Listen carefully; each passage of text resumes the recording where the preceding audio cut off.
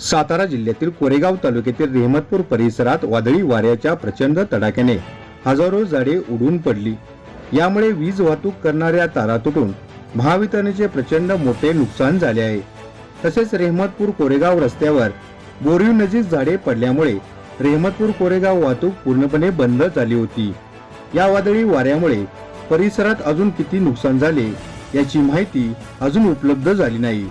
रेहमतपूरचे police Patil Deepak Naik यांनी तातडीने घटनास्थळी धाव घेत जीसीपीच्या साह्याने कोरेगाव रस्त्यावरील झाडे बाजूला घेत वाहतूक सुरळीत करण्यासाठी प्रयत्न केले।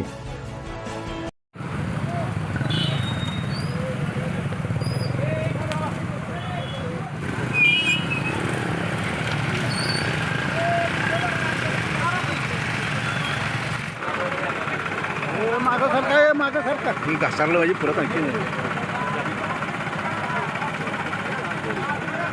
कशाला पुढे घेतलं जातात काय की